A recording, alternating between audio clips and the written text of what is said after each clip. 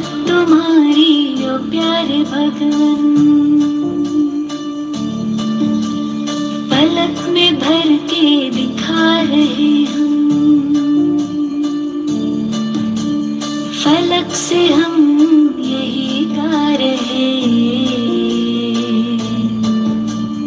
कराने वाला करा रहा है, करनहार हम किए जा रहे। झलक तुम्हारी ओ प्यारे भगवन, पलक में भर के दिखा रहे हम,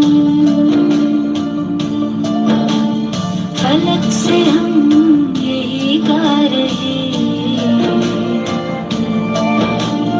कराने वाला करा रहा है, करनहार हम किए जा रहे। करनहार हम किए जा रहे। ओ झलक तुम्हारी ओ प्यारे भगवन।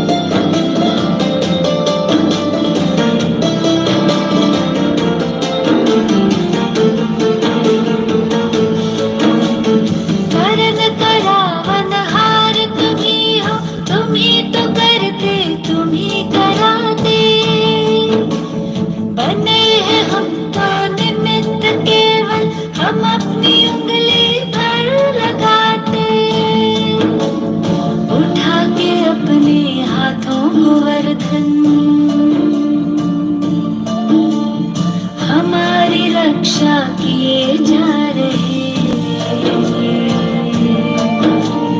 कराने वाला करा रहा है, करनहार हम किए जा रहे। झलक तुम्हारी ओ प्यारे भगवन।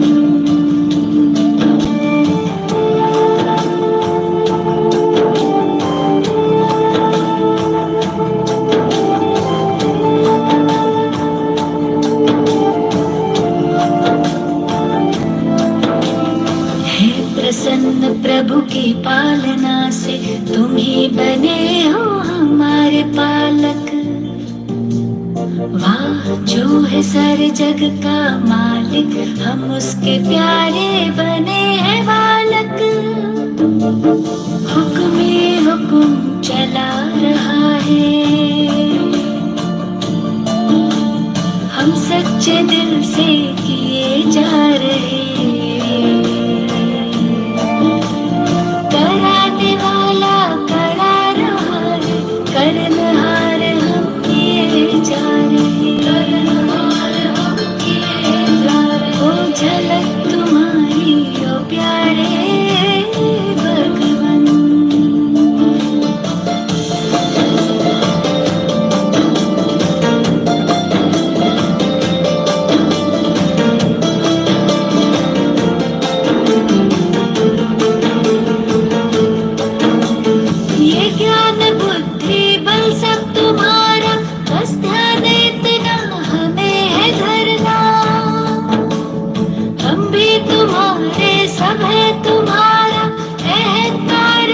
बात का करना तेरे हवाले कश्ती हमारी, बड़े प्यार से लिए जा रहे। कराने वाला करा रहा है, करनहार हम किए जा रहे। ओ झलक तुम्हारी ओ प्यारे भगवन। पलक में भर के दिखा रहे हम, फलक से हम यही गा रहे। कराने वाला करा रहा है, करनहार हम किए जा रहे।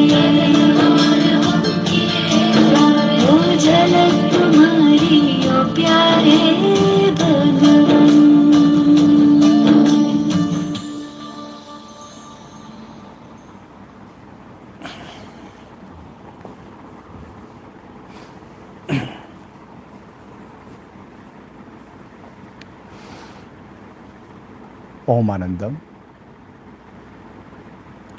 आनंद ध्यान में आप सबका तहे दिल से, हृदय से स्वागत है, स्वागत है, स्वागत है। आज के सप्ताह का विषय महत्वपूर्ण परमात्मा से संबंध।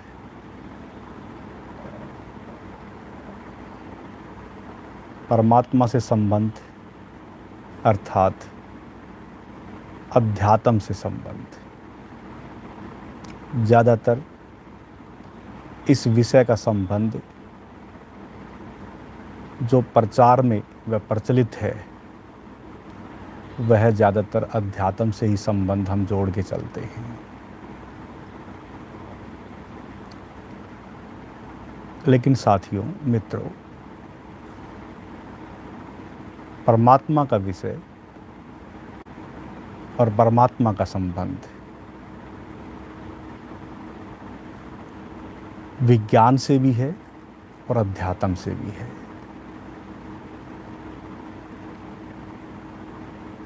इसलिए परमात्मा का जो संबंध है वह जगत से भी है और ब्रह्मा से भी है, और परमात्मा का संबंध संसार से भी है, वह धर्म से भी है, और परमात्मा का संबंध शरीर व मन एवं आत्मा व परमात्मा से भी है। इसलिए प्रकृति से भी उसका संबंध है और परमात्मा से भी उसका संबंध है।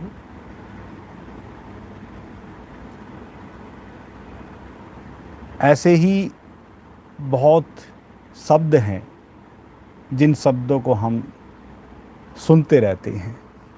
साकार से भी संबंध है, परमात्मा का निराकार से भी संबंध है, स्थूल से भी संबंध है और सूक्ष्म से भी संबंध है, और पृथ्वी, नक्षत्र, चांद, तारों से भी संबंध है और आकाश से भी संबंध है। इसलिए जड़ व चेतन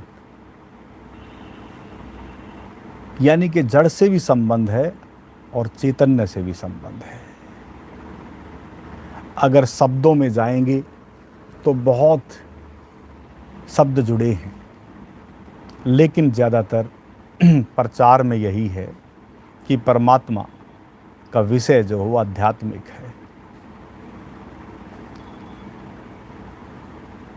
अब हमें थोड़ी सी अपनी आँख को खोलना होगा और अपनी दृष्टि को साफ करना होगा, क्योंकि विषय ऐसा है।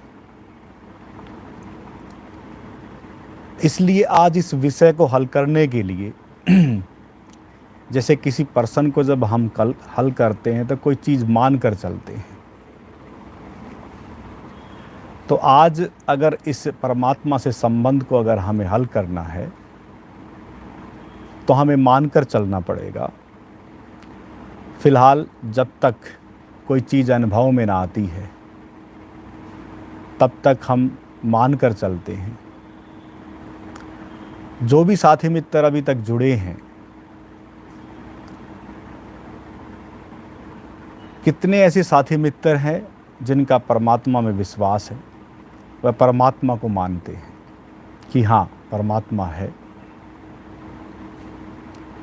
वह परमात्मा में विश्वास है। साथ ही साथ एक बात और मैं कहता चलूं, हो सकते कि कुछ साथी मित्र ऐसे भी हों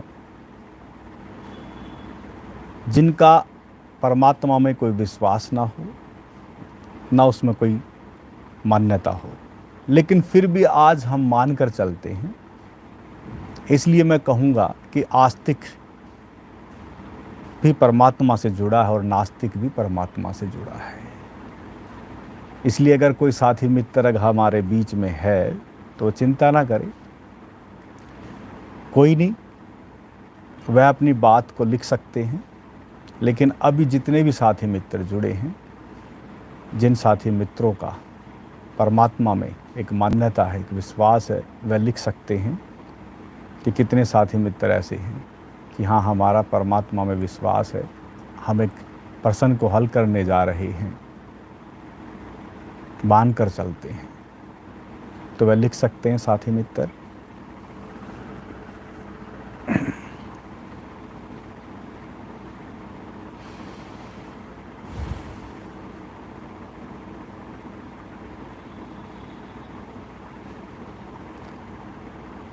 कुछ साथी मित्रों ने ओमानंदम व चरण स्पर्श लिखा है, उनका बहुत बहुत आभार, धन्यवाद।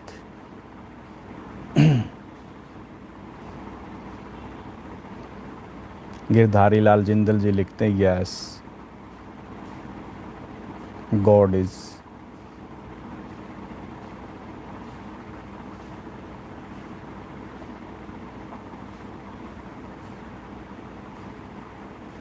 अनीता जिंदल जी लिखती हैं यस।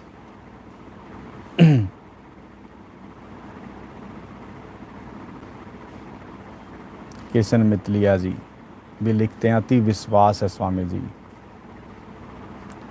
और पटियाल जी लिखते हैं यस। संतोष गुप्ता जी भी लिखते हैं यस।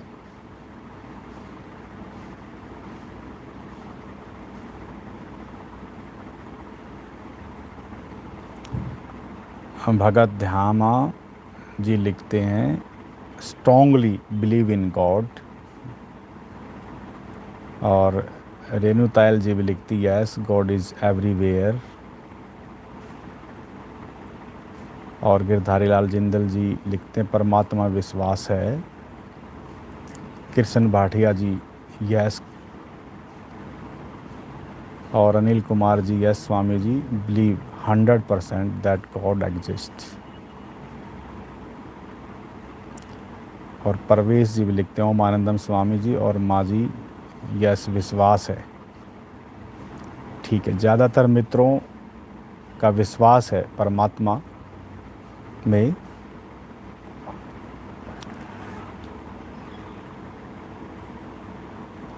कुछ चीज़ें ऐसी होती हैं जिनको हम आपसे बातचीत किए बगैर आगे नहीं बढ़ पाते, तो आप सब ने यस किया है, ज़्यादातर जो भी साथी मित्र जुड़े हुए हैं, कि हाँ परमात्मा में हमारा विश्वास है। एक मान्यता है कि हाँ परमात्मा है, इससे काम बन जाएगा, अब हम आगे बढ़ सकते हैं। और साथी मित्र जो जुड़े हुए हैं, कोई नहीं, कुछ साथी मित्र लिख पाते हैं, कुछ नहीं भी लिख पाते, कोई ऐसी बात नहीं। अब हम विषय पर आ जाते हैं।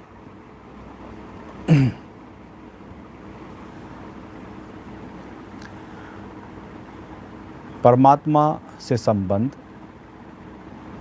इस संबंध का जिक्र मैंने काफ़ी डिटेल में कर दिया पहले। कुछ साथी मित्र अगर बाद में जुड़ते हैं तो कुछ चीज़ें रह जाती हैं, कोई नहीं, वो बाद में आप देख लेते होंगे या सुन लेते होंगे। बार बार मैं वैसे इशारा करता हूँ कि पूरे प्रोग्राम को अगर हम आरंभ से और अंतिम तक अगर उसको करते हैं तो ज़्यादा अच्छा है, क्योंकि ये एक सीरीज़ की तरह है। लगभग 1.5 घंटे का एक कार्यक्रम होता है जिसमें सब चीज़ों का एक दूसरे से संबंध जुड़ा होता है।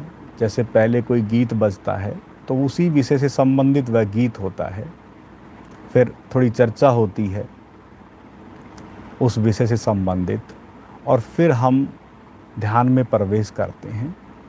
और फिर अंतिम में भी जो गीत बजता है वह भी कुछ ना कुछ एक संदेश लेके आपके भीतर उस गीत के माध्यम से कुछ चीज़ें बदलती हैं। इसलिए पूरे प्रोग्राम को अगर आप आरंभ से और अंतिम तक करते हैं तो ज़्यादा अच्छा होता है। चलो खैर, समय समय की अपनी एक परिस्थिति होती है, किसी के पास समय कुछ है, किसी के पास नहीं है, लेकिन फिर भी आग्रह और विनती है कि आप आरंभ से जुड़ेंगे तो ज़्यादा अच्छा है। अभी जैसे हमने एक इशारा किया है अध्यात्म व विज्ञान, इन सब से परमात्मा का संबंध है। और अध्यात्म व विज्ञान दो चीज़ें लगती हैं, जैसे शरीर, मन, वह फिर एक ऐसा है जिसके कारण ये हैं। उसे हम सूक्ष्म कहें, आत्मा कहें, फिर हम इतने विश्वास से भरे हैं, ज़्यादातर हम सुनते रहते हैं, पढ़ते रहते हैं कि परमात्मा हम सब के भीतर है। उस भीतरी अवस्था को अभी थोड़ी देर के लिए नज़रअंदाज कर दें। ये तो हम सुनते रहते हैं, पढ़ते रहते हैं, ये चीज़ें तो हम चारों तरफ, जब से हमने होश संभाला है, ये हमारे चारों तरफ होता रहता है। लेकिन बाहर से परमात्मा का कैसे संबंध जुड़ा है आपसे गहरे से, उसे हमें ज़रूर और आवश्यक जानना चाहिए। जैसे हम सब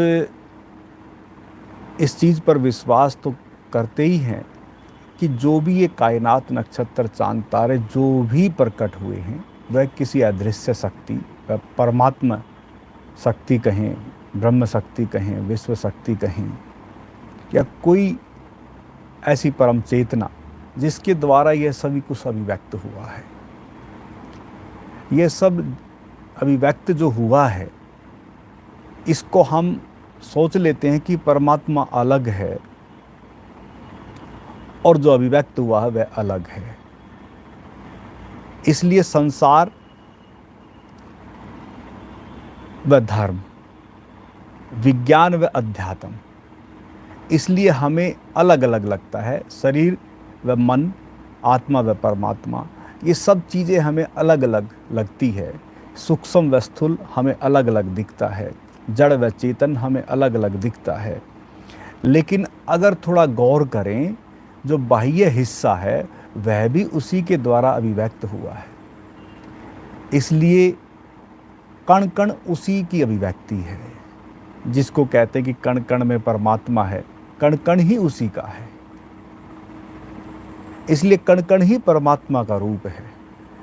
लेकिन जो विद्वान लोग हैं, जो ज्ञानी लोग हैं, इस पर भी बहुत सारी बहस चलती रहती है।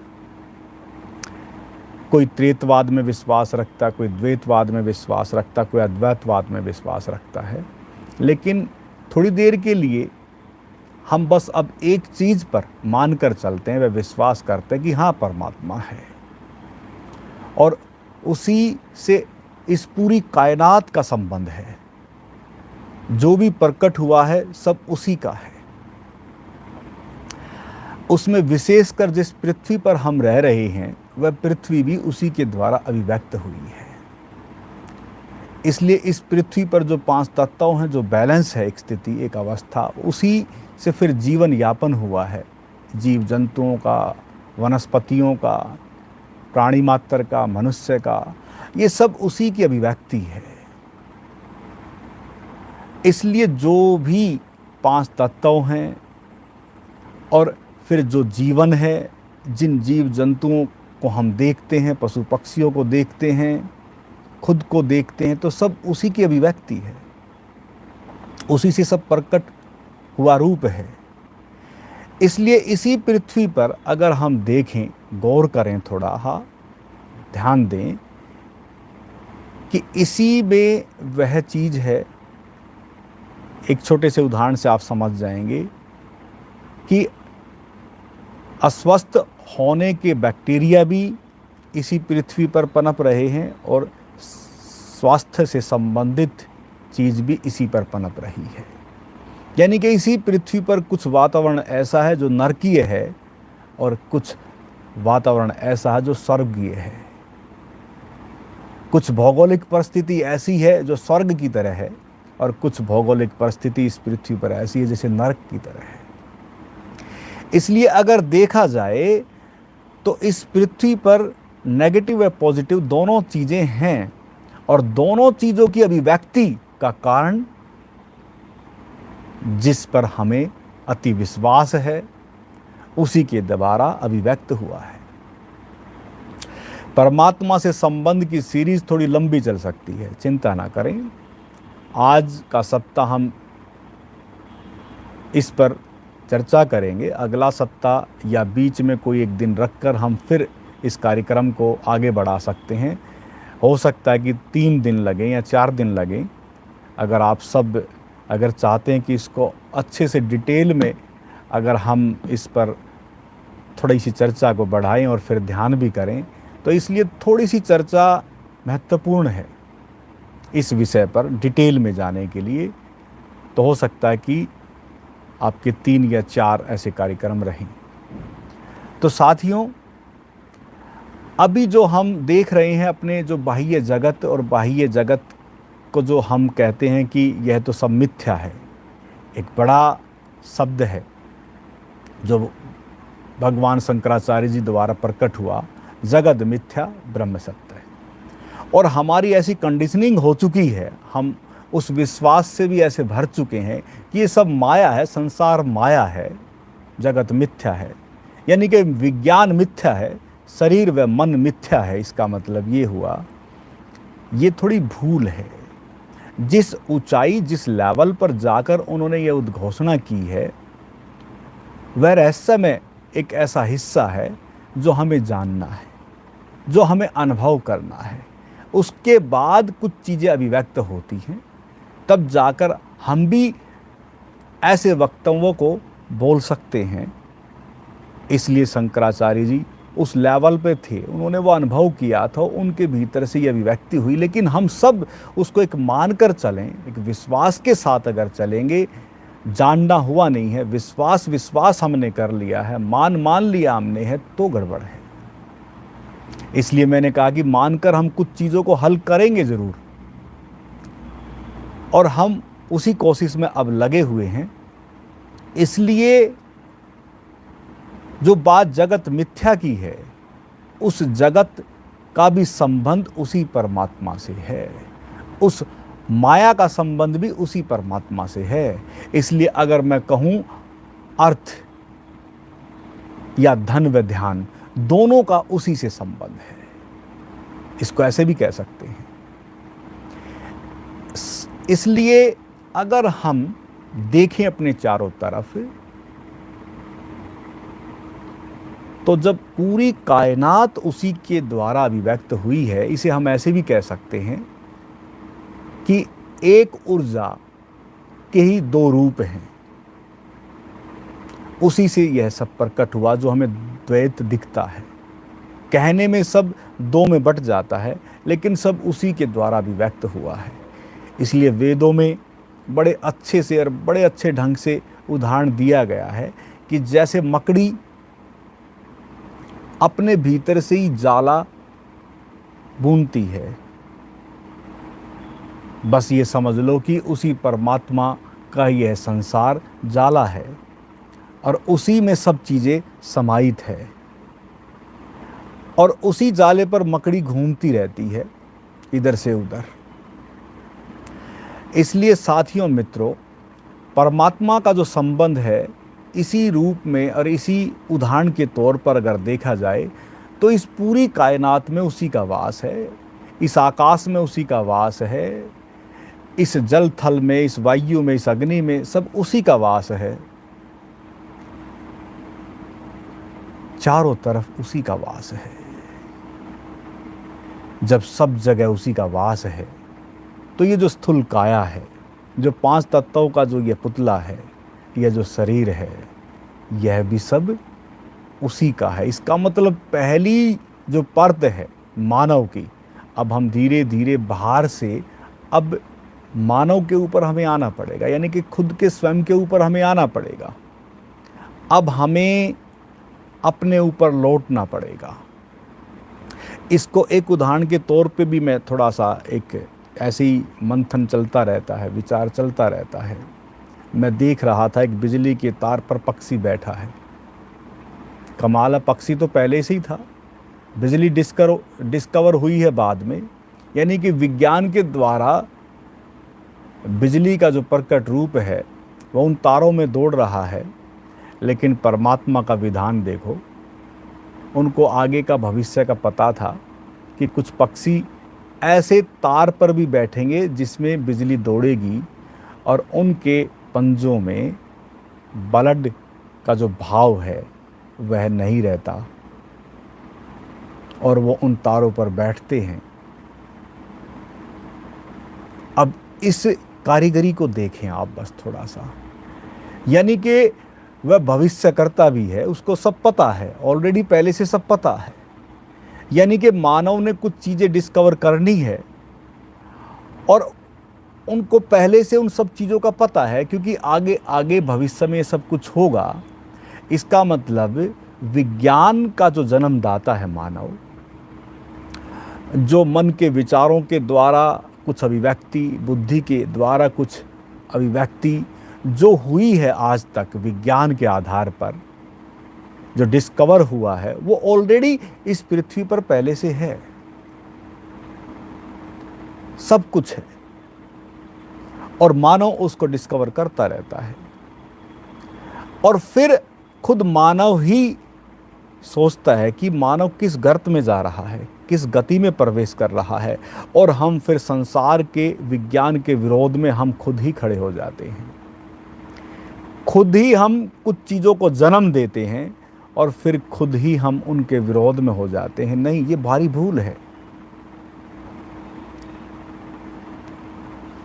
जब सब कुछ उसी के द्वारा अभिव्यक्त हुआ है, तो फिर जो हम भूल चूक कर रहे हैं कि मानव क्या कर रहा है, नहीं, जब बुद्धि उसी की है, विचारों की शक्ति जब उसी की है, मन जब उसी का है, शरीर जब उसी का है, जब सब कुछ उसी का है और उसी के द्वारा जब यह सब कुछ अभिव्यक्त हो रहा है, तो फिर हम इसको सहज रूप से स्वीकार क्यों नहीं करते? फिर बहुत से अध्यात्म वेता या आध्यात्मिक संस्थाएं बहुत सारी उद्घोषणाएं करती हैं, और यह ना समझे कि ये अभी अभी घोषणाएं हो रही हैं। कभी यीशु ने भी कहा था कि क़यामत की रात आएगी, वो भी कह रहा था कि बहुत जल्द आने वाली है। 2500 वर्ष लगभग बीत चुके, कोई क़यामत की रात अभी तक तो आई नहीं। यानी कि फिर हम देखते हैं कि मानव इस कदर इस विज्ञान की दौड़ में लगा हुआ है, और बहुत जल्द यह संसार, यह पृथ्वी मिटने वाली है। फिर इस तरह की बहुत सारी उद्घोषणाएं कुछ संस्थाएं करती रहती हैं, आए दिन करती रहती हैं। मानव को क्या हो गया है? किस भूल में मानव पड़ चुका है? जब सब कुछ उसी की अभिव्यक्ति के द्वारा सब कुछ उसी का है, विज्ञान भी उसी का है, संसार भी उसी का है, शरीर व मन भी उसी का है, तो विरोध क्यों?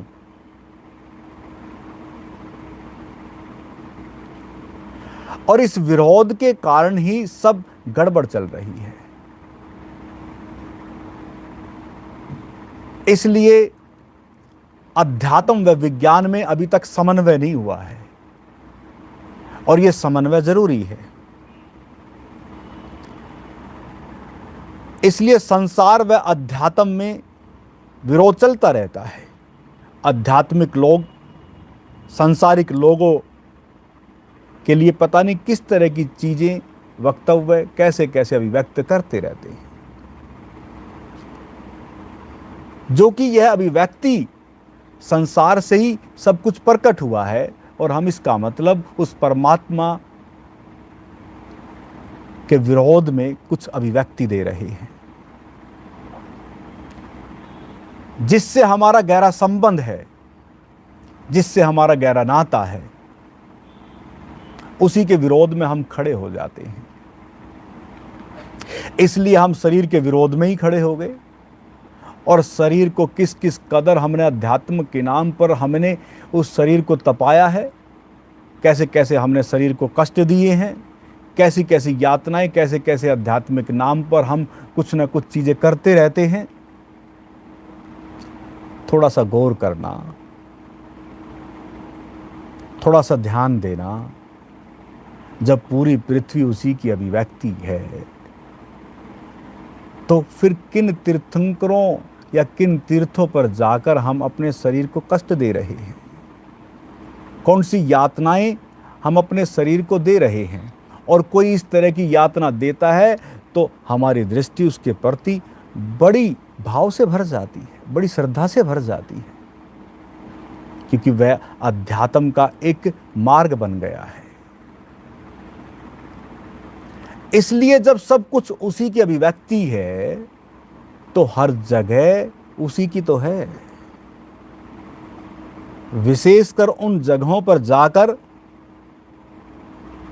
हम क्या खोज रहे हैं?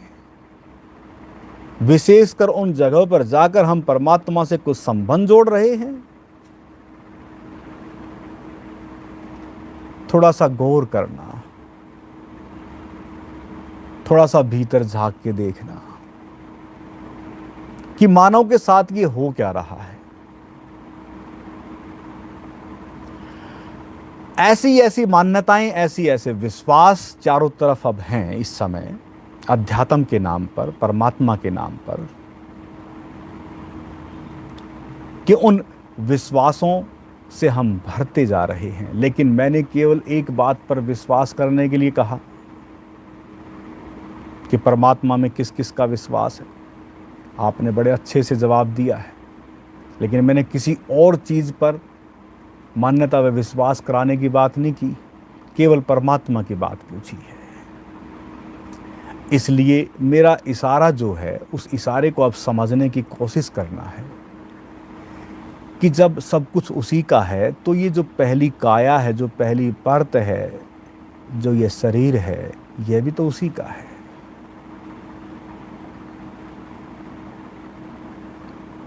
विरोध कहाँ?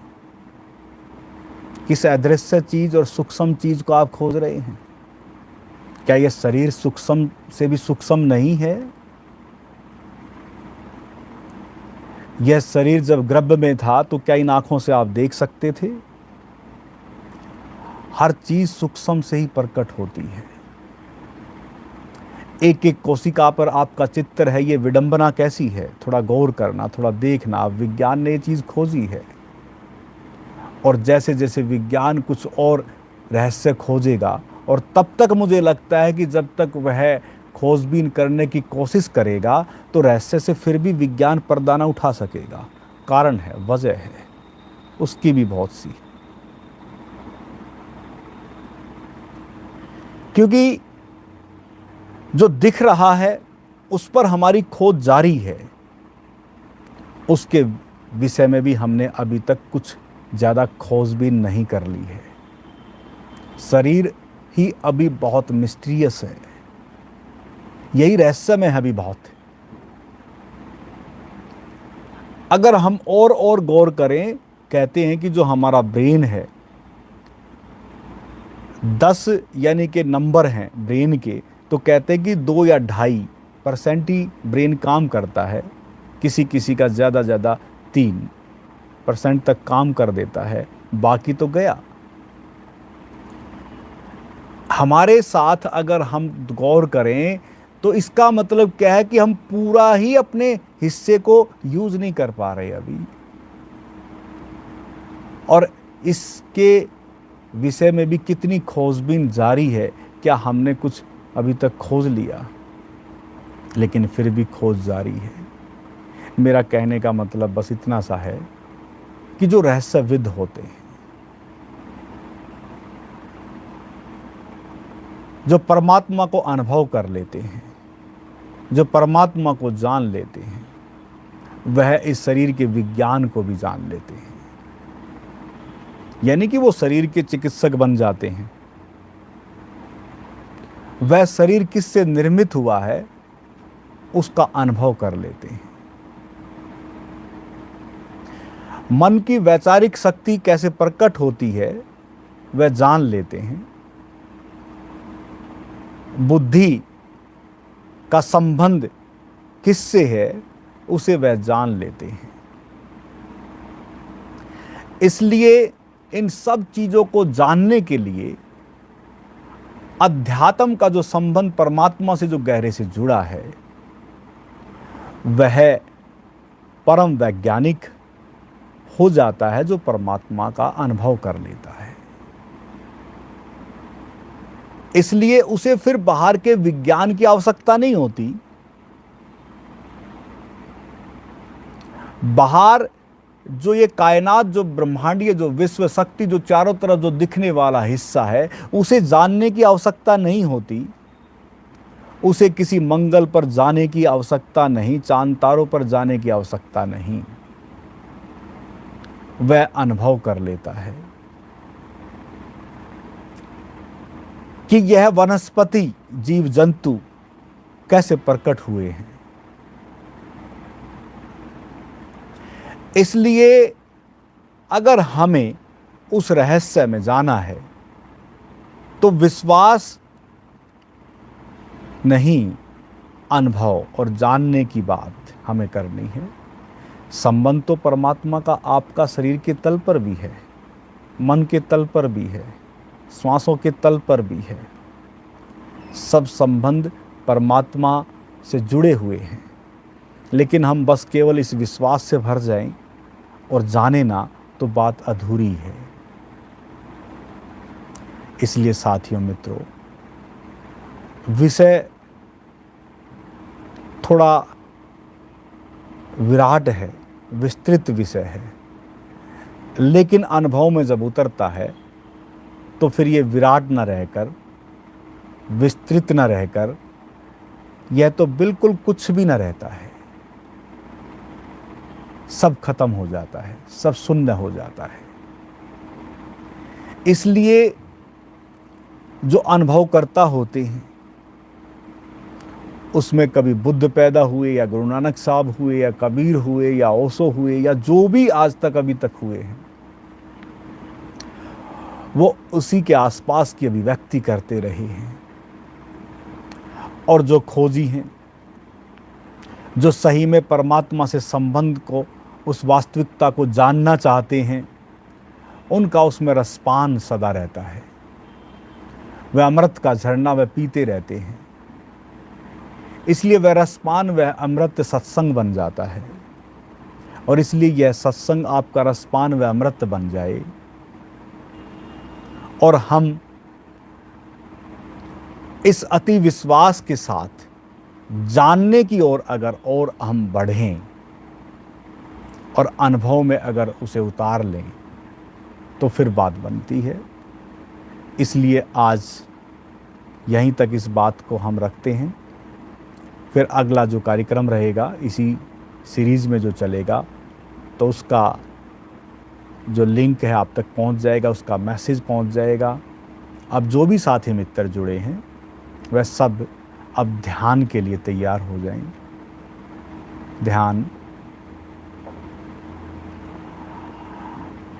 अब ध्यान का संबंध मैं बस छोटा सा इशारा करूंगा, क्योंकि हम अपने ऊपर लौटे हैं बातचीत में, और अपने ऊपर ही अब लौटना इस ध्यान में, बस यही ध्यान है।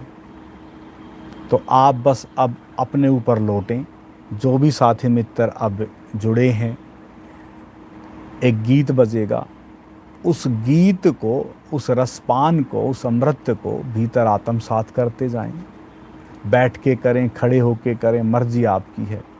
नृत्य मगन हो जाएं और फिर इशारा मिलेगा बैठने का तो बैठ जाएं और फिर ध्यान में प्रवेश करना है और अब अपने तक सीमित हो जाएं। घर में मुझे पता है कि कुछ ना कुछ चीज़ें चलती रहती हैं, थोड़ी देर के लिए सब चीज़ों को बंद कर दें और बस अपने करीब, अपने पास होने के लिए तैयार हो जाएं।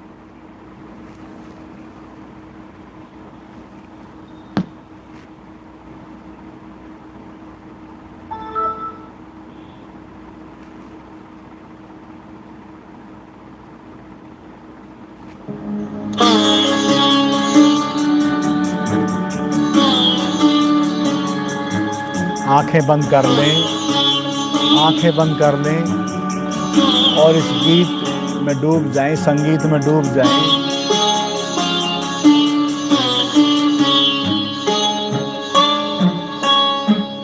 हरि का नाम जपे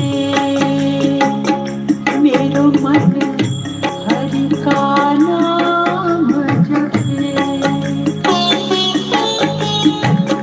हरि का नाम जपे रे दाता, हरि का नाम जपे रे, हरि का नाम जपे मेरो मन, हरि का नाम जपे। ओम तारा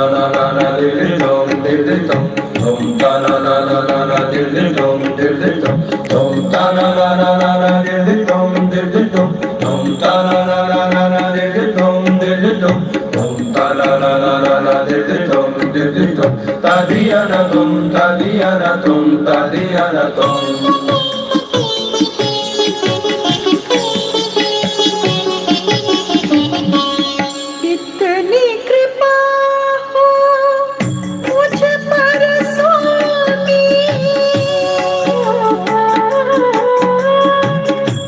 इतनी कृपा हो मुझ पर स्वामी, मेरे दाता अंतर्यामी, जानना मेरा बटेरे दाता, जानना मेरा बटेरे। हरि का नाम जपे मेरो मन, हरि का नाम जपे।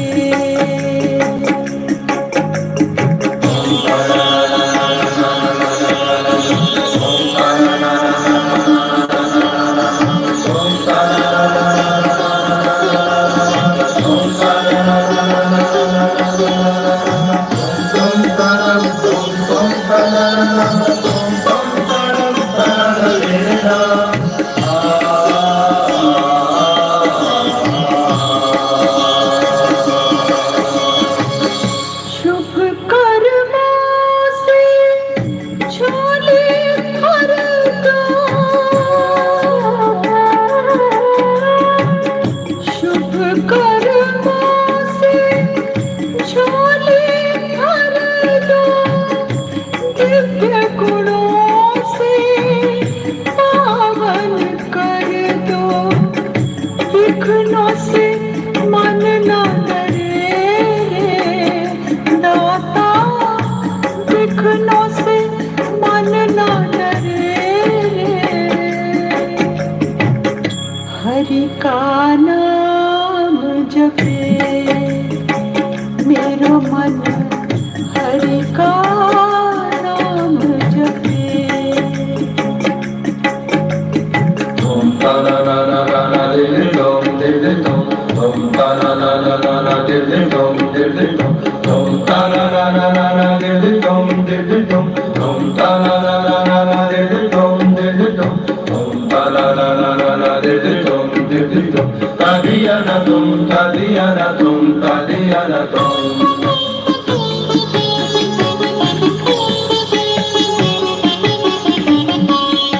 ना बस्ती में ना जंगल में, ना बस्ती में ना जंगल में, तुझको पाया मन दर्पण में, सब दुख दूर करे रे दाता, सब दुख दूर करे रे। हरि का नाम जपे मेरो मन, हरि का नाम जपे।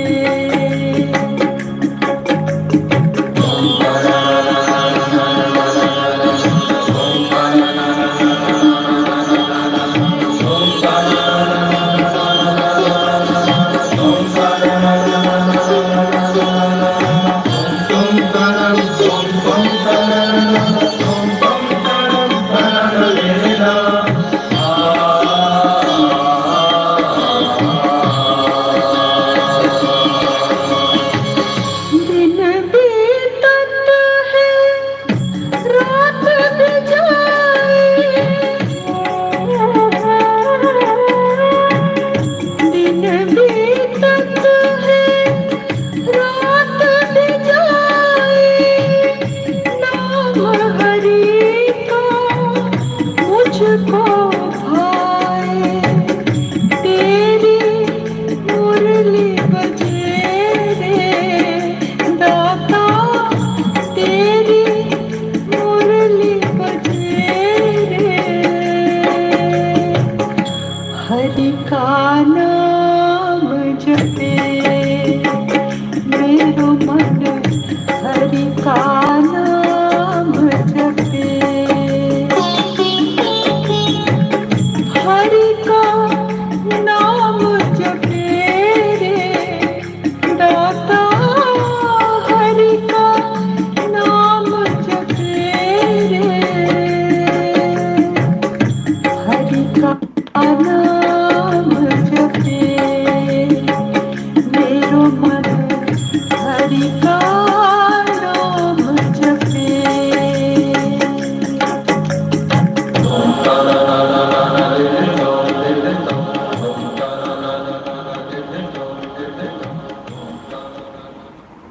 आंखें बंद रहें। जो खड़े हुए साथी मित्र हैं वह धीरे से नीचे बैठ जाएं। अब बस आंखें बंद रखें और एक स्थिति, एक अवस्था बना लें। सुखपूर्वक बैठना है। किसी को अगर ज़्यादा तकलीफ़ है, वह दिक्कत है, तो वह सहारा लेके भी बैठ सकते हैं। एक स्थिति व एक अवस्था में बैठना है बस। अब हिलना डुलना ना रहे। आंखें बंद।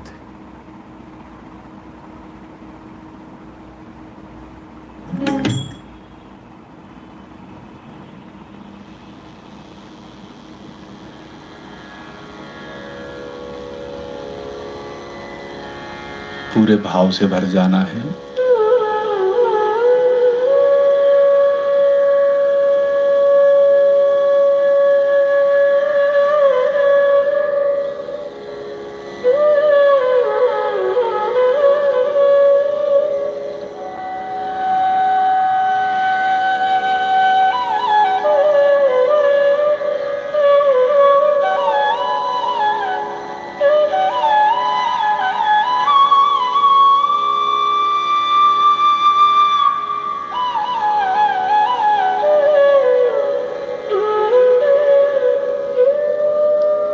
कि जो आज मैंने समय दिया है उसका मैं लाभ उठा सकूं भरपूरता के साथ।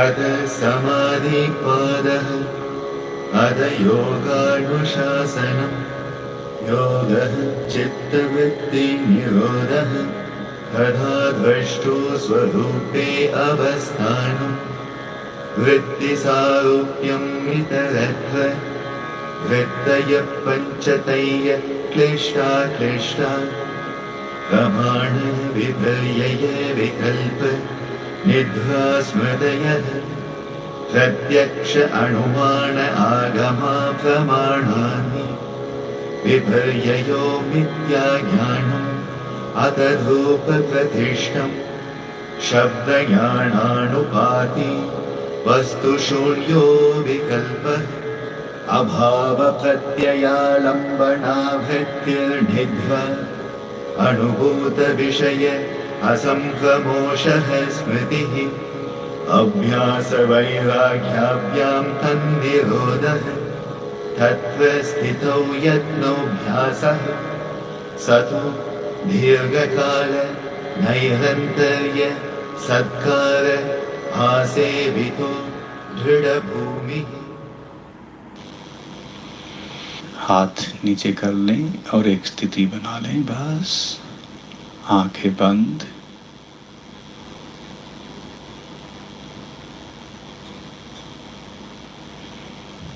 एक स्थिति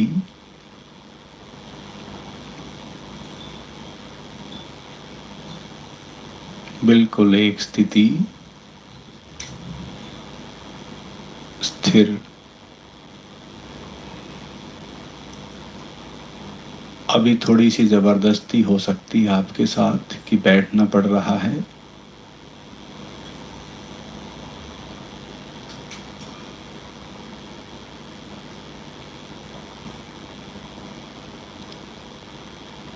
लेकिन जैसे जैसे यात्रा बढ़ेगी, बैठना अपने आप से हो जाएगा। शरीर पर किसी तरह का कोई अकड़ाव ना हो, ना टाइट हो शरीर, बस एक स्थिति, बस बैठना है। बैठे हैं।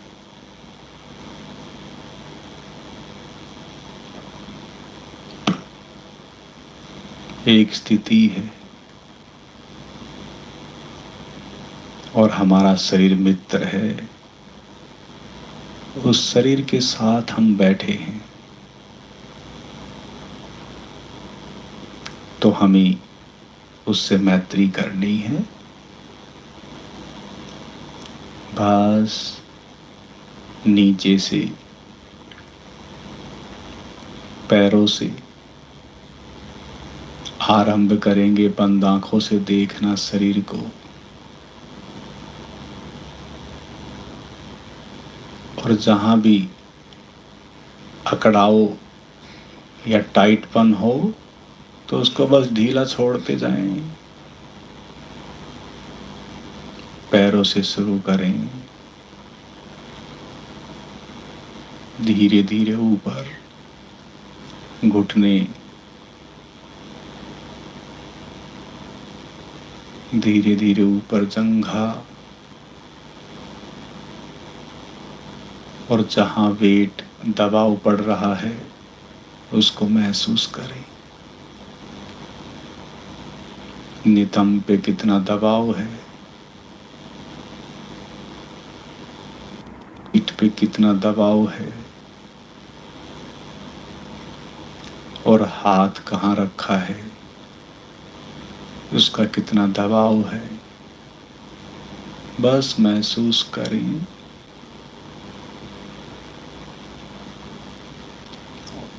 और शरीर को ढीला छोड़ते जाएं।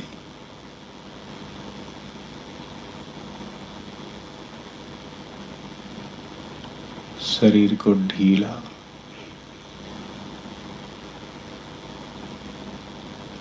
ऊपर, बंद आंखों से ऊपर का शरीर, कंधे हैं, गर्दन है, चेहरा है, बहुत सुंदर चेहरा। बंद आंखों से आप उसे देख रहे हैं। शीशे में देखा आपने अपना चेहरा, लेकिन अब बंद आंखों से देख रहे हैं। चेहरे पे हल्की सी मुस्कान,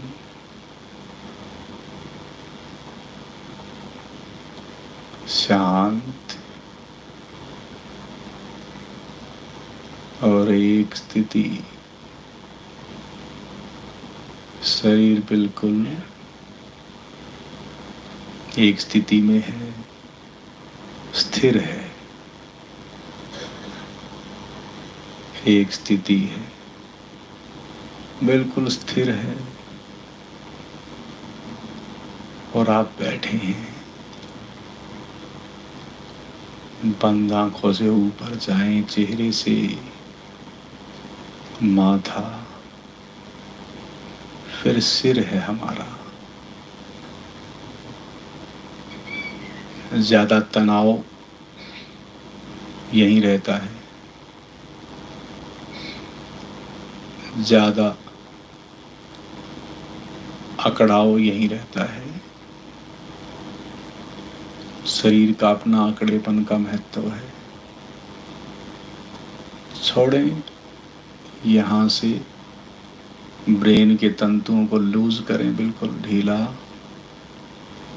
ढीला, और आप सिर की चोटी जो हिंदू लोग रखते आए हैं, उस सेंटर को भी देख रहे हैं।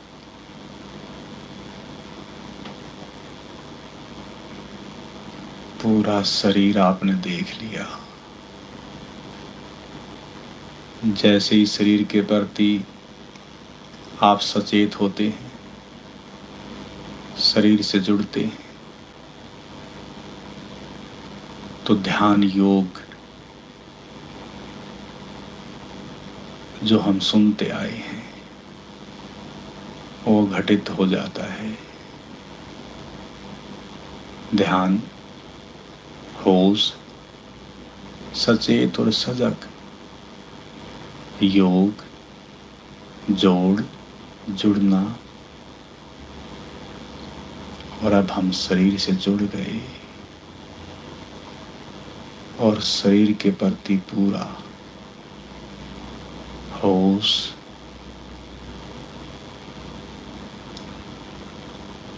जो हमारा मित्र है उसके प्रति पूरा होश, बस इसी के साथ रहना है। धीरे धीरे शरीर लाइट होने लगेगा। आप निर्भर हो जाएंगे। शरीर के बोझ से मुक्त हो जाएंगे।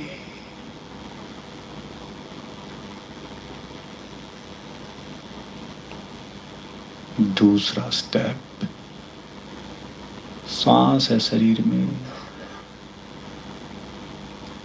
श्वास से जुड़े अब। श्वास से जुड़े। श्वास आ रही है, जा रही है। अगर थोड़ा बहुत जुड़ना नहीं हो पाता तो अपने आप से थोड़ी सी सांस ले सकते हैं और सांस को नाभि तक जाने दें।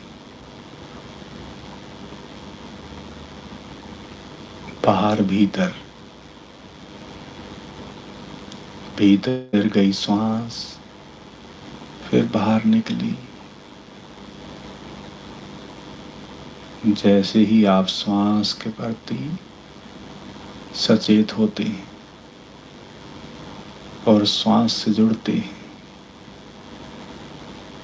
तो ध्यान योग का दूसरा पार्ट सद गया।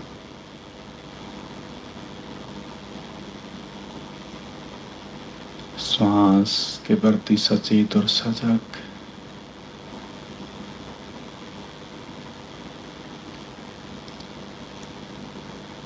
और श्वास से जुड़ जाएं बिल्कुल। अब श्वास ही रह जाए, श्वास ही रह जाए, श्वास ही रह जाए।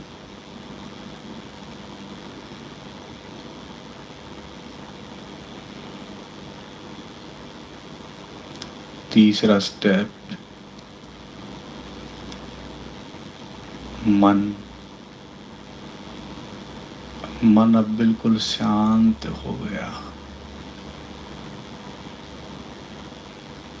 क्योंकि अब कुछ नहीं करना पड़ रहा, बस बैठे हैं और बैठने को मन अनुभव कर रहा है। बस बैठे हैं।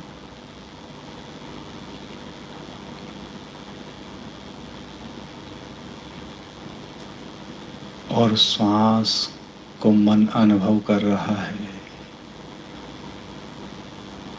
दोनों को मन अनुभव कर रहा है, शरीर को भी, श्वास को भी। लेकिन जो अनुभव कर रहा है मन, अभी तो वो शरीर को कर रहा है, श्वास को कर रहा है। फिर भी कुछ मित्र हो सकते हैं कि मन में कुछ और भी दृश्य आ रहे हो, लेकिन उनसे आग्रह कि वो शरीर पर लौट आए और श्वास पर लौट आए। फिर भी अगर मन नहीं मान रहा तो चिंता ना करें। जो अभी दृश्य हैं जैसे भी हैं, अच्छे हैं या बुरे, जो कि मन ने एक धारणा बना ली है, ना कुछ अच्छा होता ना बुरा होता, भले वो अतीत के हैं या वो भविष्य के, कोई चिंता नहीं। उनको बस देखना है, उनको बस देखना है। उनको देखने में कोई प्रेज नहीं है। आप देखें, बस देखते रहें। तीनों से गहरा संबंध है। शरीर है, श्वास है, मन है। तीनों को मैं देख रहा हूं, तीनों के प्रति सचेत हूं और तीनों से मैं जुड़ गया हूं।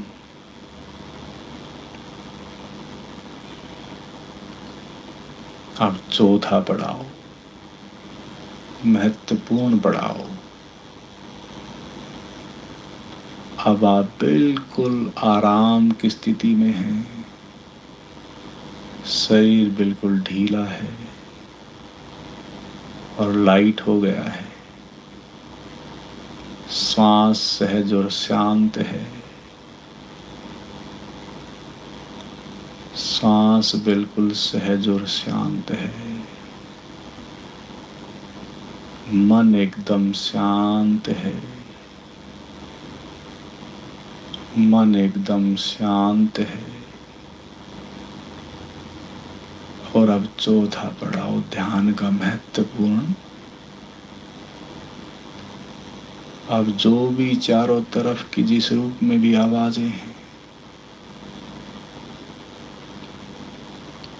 उनको अपने तक पहुंचने देना है। आप वहां नहीं पहुंचना।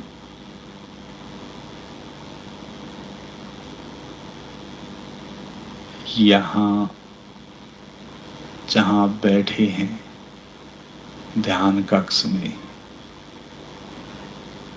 चारों तरफ की जो भी आवाजें हैं, जिस रूप में भी हैं, उनका स्वागत करना है, वेलकम करना है। जैसी भी है आप तक वो पहुंच रही है। बस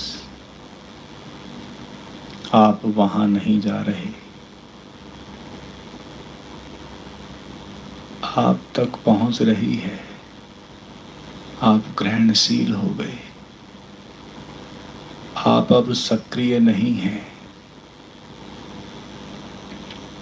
आप निष्क्रिय हो गए। आपकी इंद्रिय अब सक्रिय नहीं है, बिल्कुल निष्क्रिय हो गई हैं। बस आप जो भी जैसा भी हो रहा है उसको अपने तक पहुंच रहे हैं। पहुंचने दें, पहुंचने दें। बहुत कुछ आप तक पहुंचेगा, बहुत कुछ आप तक पहुंचेगा। एक एक इंद्री जो बाहर का देखती थी, अब वो भीतर का देखना आरंभ कर देगी। अंतरचक्षु वहां से दिखना आरंभ होगा। जो भी दिखाई दे उसे देखते रहें। हो सकता है कि जो बाहर का अभी तक जो सूंघा जा रहा था, भीतर की कोई सुगंध प्रकट हो जाए जो अभी तक स्पर्श का अनुभव हो रहा था किसी के छूने से। अब हो सकता है कि कोई ऐसी अदृश्य चीज आपको छू ले।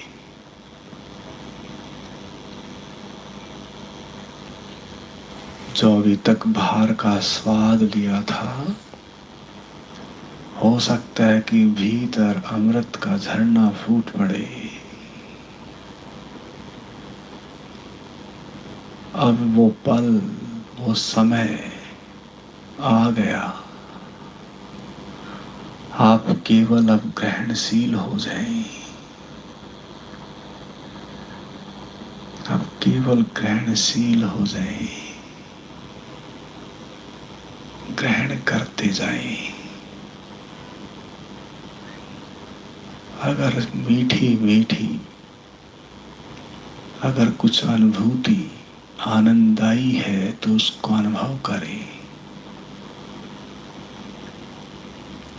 अगर आपके भीतर शांति की कुछ किरणें आपके अनुभव में आ रही है तो उसे अनुभव करें।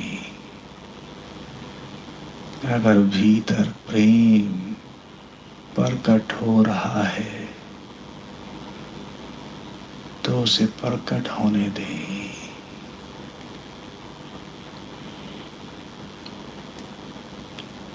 अब हमें इसी में रहना है और इसी के साथ बैठे रहना है।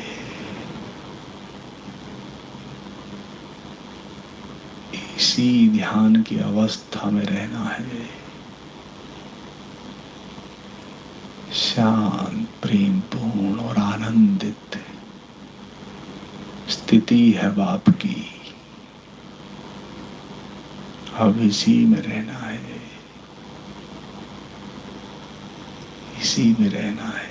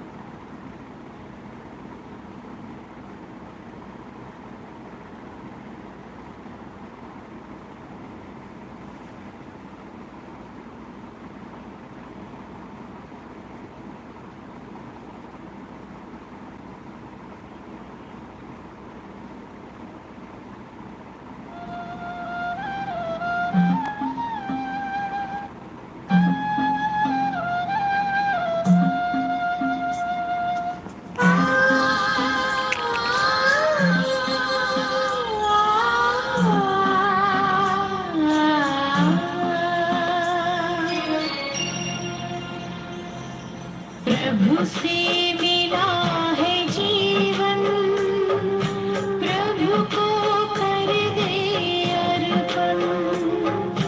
प्रभु से मिला है जीवन, प्रभु को कर दे अर्पण। सबका भला हम करते चले,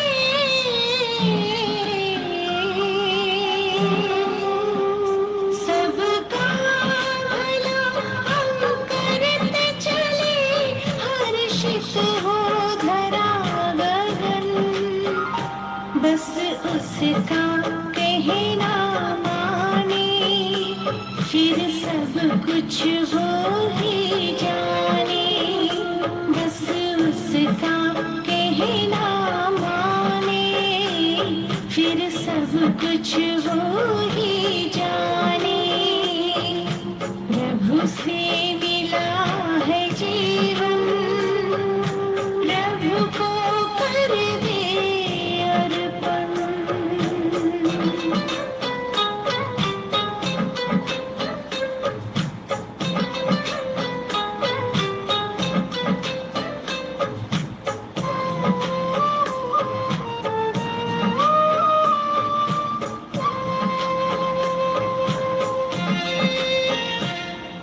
जहाँ जहाँ कदम पड़ते हैं, साथ साथ वो चलते हैं। कहीं कुछ गलत ना हो जाए, इशारे हमको करते हैं।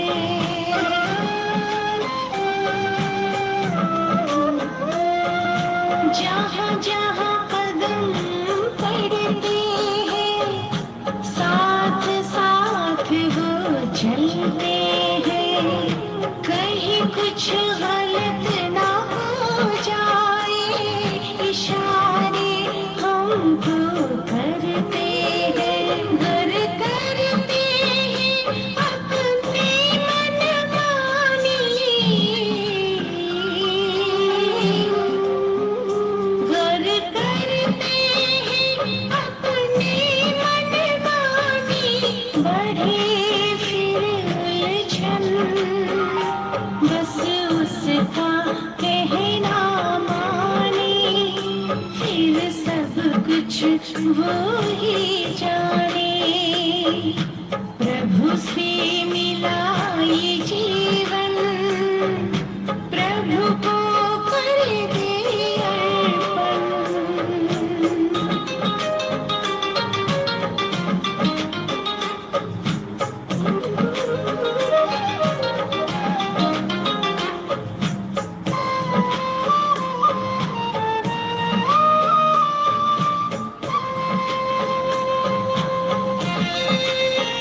शुभ भावना का कर मंथन, महकाए मन जैसे चंदन।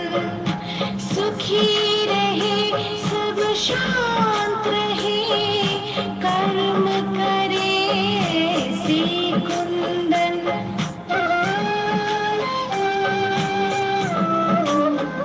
शुभ भावना का कर मंथन, महकाए मन जैसे चंदन। सुखी रहे सब शांत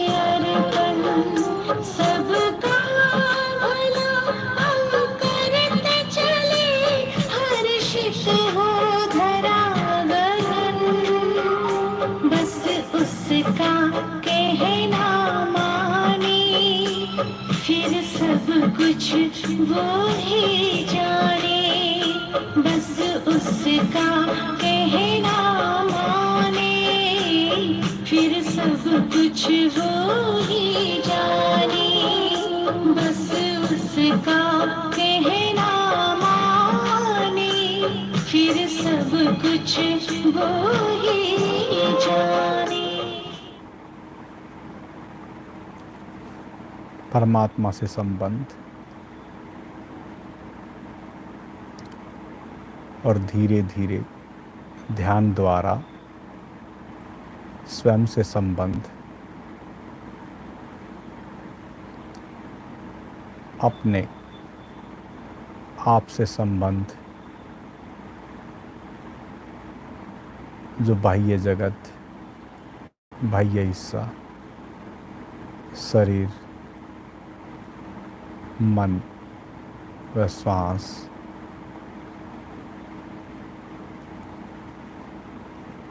इसके प्रति सचेत व जुड़कर जो भी अनुभव में उतरा है उसे संजो के रखें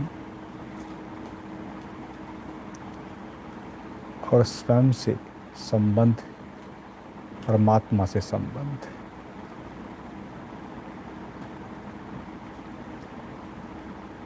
इसी विषय को आगे बढ़ाते हुए हम फिर अगले कार्यक्रम में सभी सम्मिलित होंगे। जो ध्यान में रहना चाहते हैं वे साथी मित्र ध्यान में रह सकते हैं, और जो ध्यान से बाहर आना चाहते हैं वे बस 2-4 लंबी गहरी सांसें लें, 2-4 लंबी गहरी सांसें लें और बस धीरे से हाथों को, पैरों को बस धीरे से हिलाएं। और एकदम नहीं उठना होता, जब मन करे तब करवट लेकर बस धीरे से उठकर बैठना है। ओम आनंदम।